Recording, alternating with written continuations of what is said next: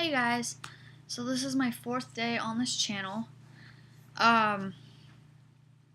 It's been a rough ride, which is why I haven't been making videos. I tried making a video yesterday and it just wouldn't happen. But yesterday, I decided that I was going to go to my ex-boyfriend's house and finally take a stand and go grab my stuff from his place. Because he refused to respond to any of my emails, any of my comments, anything I sent him. And seeing how I don't have his phone number, or anyway, I don't know if he blocked phone numbers that were not in his contacts, or if he actually changed his phone number, but I can't get a hold of him via cell phone. So he would not respond to anything I sent him. And this morning I woke up and thought, I can't do this. I can't hurt myself like this. But my willpower was to go there and do this because I said I was going to, and I need to get it done because if I'd waited one more week, I just didn't know how that would go. And so I got up at like 6:50 this morning. I left the house at like 7:15, got on the bus. I power walked to the bus. I was so just full of adrenaline. And I get to the bus and I am like, all morning, I am like dry heaving. I am just gagging because I am so stressed out. And that's usually what I do when I get super upset, is just gag. And so I was like freaking out, and I get on the bus and I'm trying to calm down. I'm like trying to get these thoughts out of my head. I'm trying to just calm down and breathe. And I almost miss my second bus. I get on the second bus and I'm at this point like freaking out so badly that I'm shaking. I'm like legitimately shaking really hard. And I get into his town and get off the bus, and I call my friend Lexi and I talk to her about it, and she calms me down and she goes, okay, what's worst case scenario?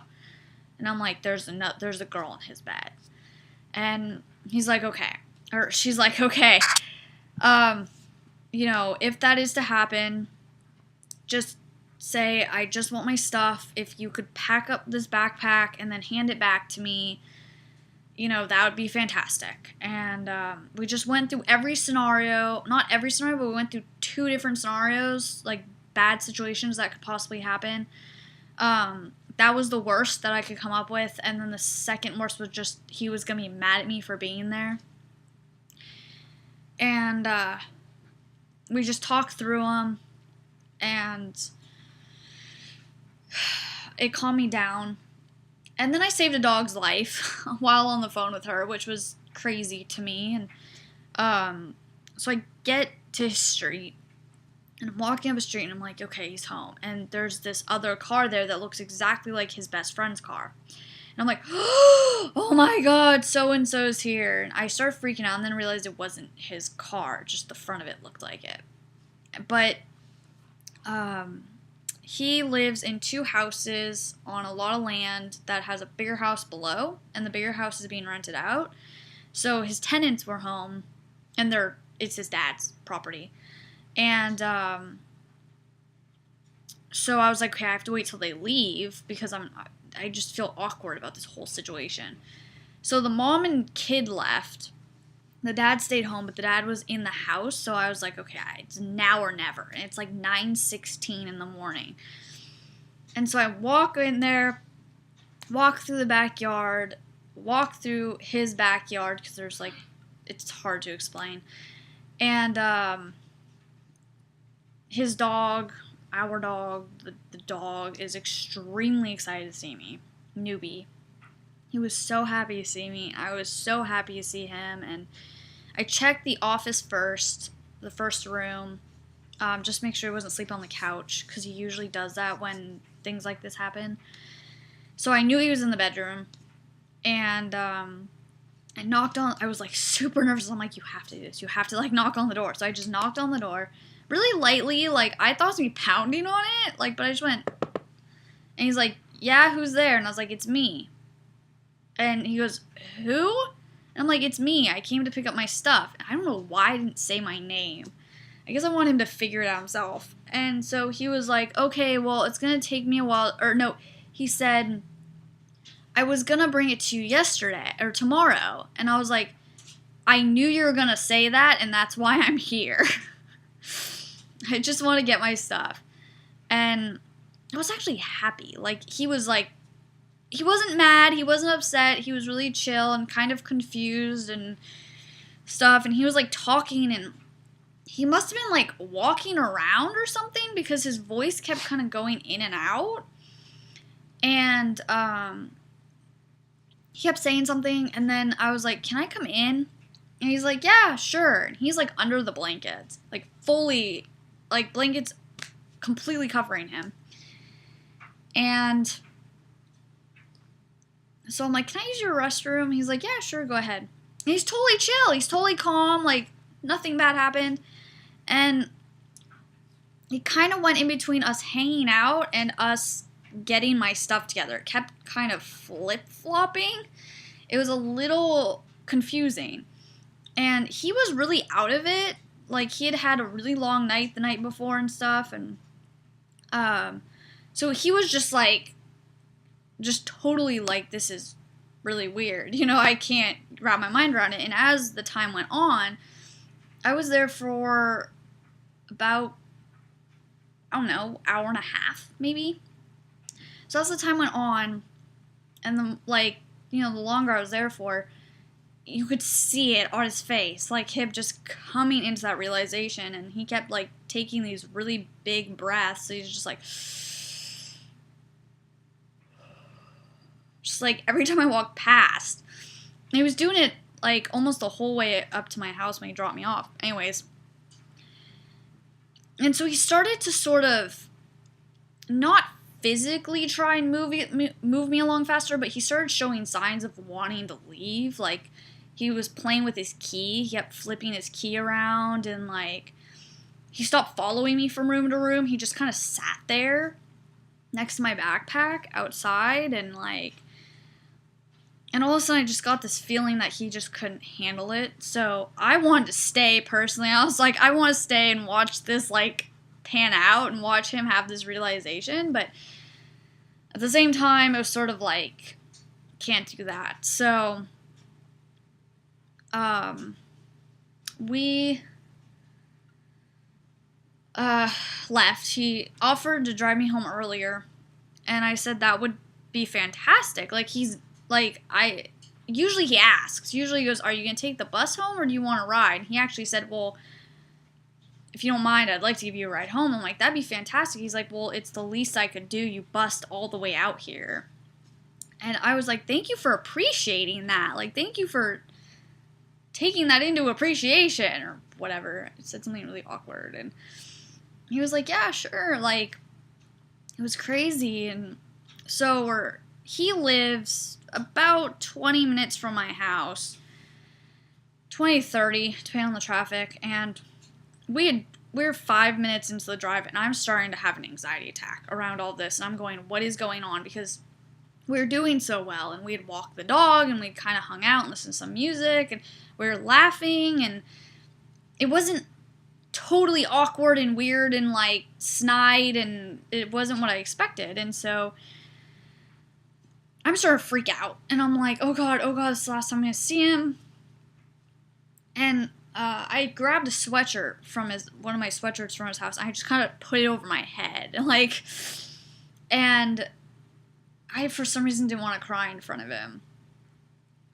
And so, I couldn't even cry. Like, I couldn't even get it out. And then this song started to play, and I heard, and like, the intro is pretty long. And so I'm like, okay, I can breathe now, you know, this song doesn't bother me. And then the lyrics hit, and I started to bawl. I just was crying, and he couldn't hear me because the music was so loud, and I was trying to keep it quiet. But, and then he kept changing the CDs and the songs, and like, they're all songs about breaking up and leaving someone and all this stuff. And so then I stopped crying. And because he changed the song to something that really didn't affect me. And then he's changed the song to something else that affected me really badly. And then I started to cry again. And then I slowly stopped crying. And then he reached over and started rubbing my back. And he didn't say anything. Nothing. Not once. And usually he's like, what's wrong? What are you doing? Please take the sweatshirt off your head. Like, usually he's very verbal and, like, gets kind of annoyed when I do that. So he completely understood, obviously, what was going on. And it was a difficult ride home. Let's just put it that way. I don't really care to talk about the rest. Anyways, so the way I've been dealing with this has been, well, at first, because it's day 12 now, at first it was really hard. I tried to do the whole don't procrastinate and, be motivated and be on top of my stuff and shower and get good sleep and all that kind of stuff. And it seemed to just heighten the depression and the anxiety and the worry and the thoughts and just everything I was going through. And, I had a lot going on anyways. I was really busy. And so then I finally found a day yesterday where I could actually just sit down and not do anything all day long and not be bothered by anyone. And got up on the couch. I laid there for a few hours and just was depressed and just acted depressed. I didn't eat. I had a wine cooler. I watched a ton of TV that doesn't, affect me emotionally. I gotta tell you, I can't listen to music right now. I am so emo. Like, the original definition of emo, that I literally hear any song at this moment and I just cry. Like, it brings out the tears for some reason. So, I haven't been able to listen to any music in 12 days. And so basically the way I've been getting through this is my main way. Wine cooler, which only has 4% alcohol. So I'm not getting drunk and I'm just sipping at it over a course of 24 hours, if that. And journaling. I was told a little while ago I should start journaling. This is a long time ago, before we even broke up. And I found this journal, and it's my Dear America diary that I've had since 1998. That I never really used. I kind of doodled in it and wrote random things and everything, but I decided to start using it. And so I started writing in it every day, and anytime I had horrible thoughts, I would just write in it and just tell it what I was going through. I talked to my friends about this almost every day. But, friends get kind of tired of hearing about it, so journaling really helped. And then, a couple days ago, I decided to start writing love letters to him. Not love letters, but letters to him. And the reason why I have 2 separate journals for that is this is my inner thoughts and my feelings and what's going on with me, just in general and whatever. And then this is my thoughts to him about him, solely based on him. And it doesn't really go into what I do with my day. It doesn't really go into how I am coping with all of this. It just says stuff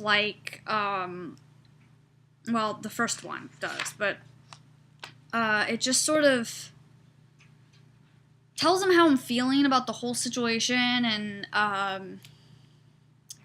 what I'm going through with it all. And yeah, I've only written him 4 or 5 letters at this point. Not very many. Maybe 6. And it's really helping. The wine coolers help the most. Sipping at a wine cooler all day long really calms you down. Staring at a TV screen, just, for me, I need to be anti-productive.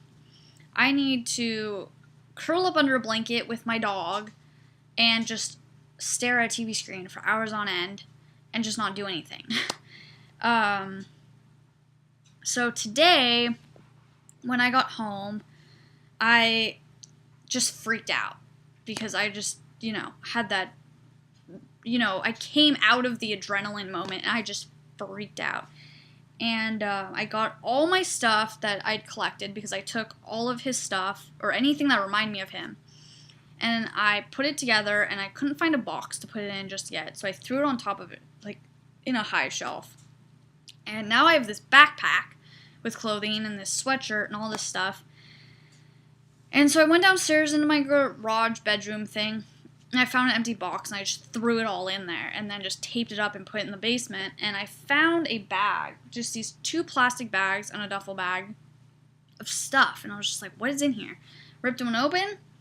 This is the first thing I see. I thought I'd lost. I thought my brother had donated all of my stuffed animals, and I found them all. And found my Tigger backpack and a monkey I bought in Maui. He's a little hand puppet. And then my little baby polar bear. I don't know when I got him, but I love his paws. And then there's some other animals that I washed. So that it was so weird because I thought these stuffed animals were gone forever. I could not find them. And if this hadn't happened, I probably would have never found them. And then I found my American Girl doll and my porcelain dolls and so much stuff. So it was awesome, but it still hurt. I was crying because I was happy that I found my stuffed animals, but I was crying because I, just lost my boyfriend and everything like that. But for those of you who are going through a breakup or have been going through a breakup and who have been trying to cope with it by being, productive and doing what you feel you should be doing and, the whole fake it till you make it thing, sometimes that doesn't always work, and sometimes you just need a week or 4 days or 8 hours to lay on a couch and zone out on television or whatever you love to do that you can just zone out on and not think about anything and just not have any anxiety or triggers or whatever it is you have, or depression or memories or whatever.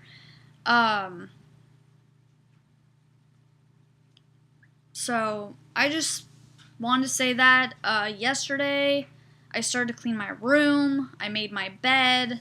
My bed was an absolute disaster, and I just cleared it off. And sorry for this video being so long. When I get talking, I just continue to talk, and that's something you will definitely learn about me. So yeah, so I'm going to put all these stuffed animals on my clean bed and just be surrounded by things I love, things that have good memories attached to them, things that have really weird little souls in them. Anyways, I just want to thank you, whoever's watching these videos, and I really hope that they help somebody with what they're going through, because I know that making them helps me, and I know that breakups are really difficult. I'm just learning that now. So thank you for watching, and I will make another video when, as things come up. Bye.